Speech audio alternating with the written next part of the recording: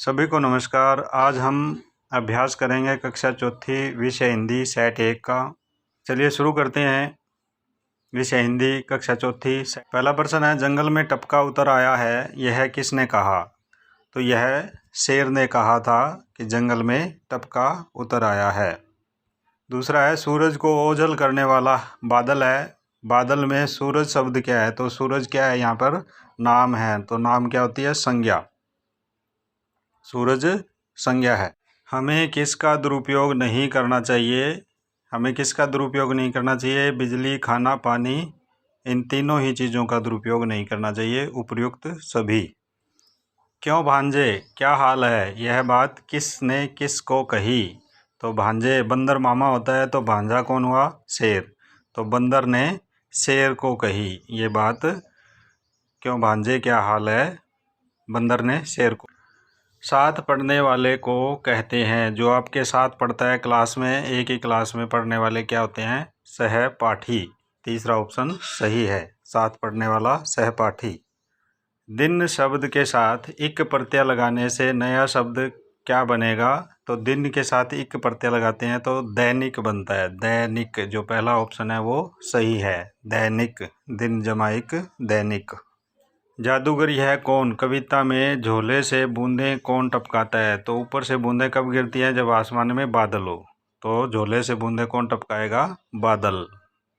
तो इसका चौथा ऑप्शन सही है, बादल। जादूगर यह कौन कविता में बादल को ही जादूगर क्यों कहा गया है? बादल को जादूगर क्यों कहा गया है? बादल सूरज को छिपा देता है, नए नए खेल दिखाता है, झोले से बूंदें भी टपकाता है। ये तीनों ही कारण है जिसके कारण बादल को जादूगर कहा गया है। बादल का समानार्थी शब्द होगा। तो बादल का अर्थ क्या होता है? मेघ, अनल, अंबर, रात्रि। तो पहला ही ऑप्शन मेघ जो है, मेघ माने बादल होता है। समानार्थी शब्द मेघ। हम किन किन बातों को अपनाकर सभ्य नागरिक बन सकते हैं? भी अच्छे नागरिक हम कैसे बनेंगे? समय का पालन करके, स्वच्छता का ध्यान रखे, बड़ों का आदर करके, उपयुक्त सभी। ये तीनों ही बातें, तीनों चीज़ें होनी चाहिए तो ही सभ्य नागरिक बन सकते हैं। कपड़े धोने का काम कौन करता है? कपड़े धोने का काम, जिसका काम ही कपड़े धोना है वो होता है धोबी। पहला ऑप्शन सही है। सुनार सोने का काम, लुहार लोहे का काम, और कुम्हार बर्तन बनाने का काम करता है, मिट्टी के बर्तन बनाता है। धोबी कपड़े धोता है। फाग शब्द का अर्थ है। फाग, बच्चों आप खेलते हो, होली के दूसरे दिन आता है तो ये होली का उत्सव होता है फाग। तो इसका तीसरा ऑप्शन सही है, होली का उत्सव।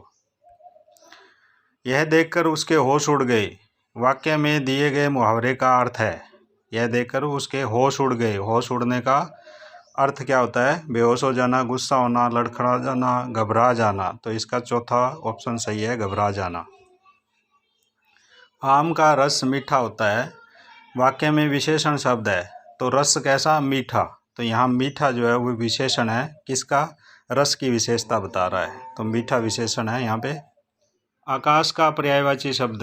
आकाश का पर्यायवाची मतलब दूसरा अर्थ, इसका मायना बताना है। आकाश माने क्या होता है? धरती, पृथ्वी, बादल, नभ। तो आकाश का पर्यायवाची हुआ नभ। नभ माने आकाश होता है।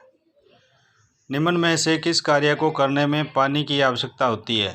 कौन सा काम है जिसमें पानी की ज़रूरत होती है? नहाने, झाड़ू लगाने, पढ़ाई करने, इनमें से कोई नहीं। तो नहाने के लिए हमें पानी की आवश्यकता होती है।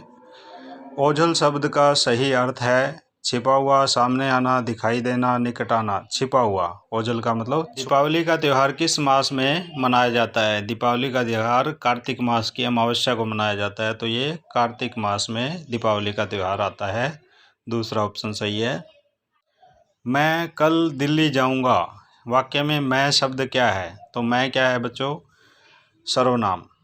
मैं किसकी जगह आता है?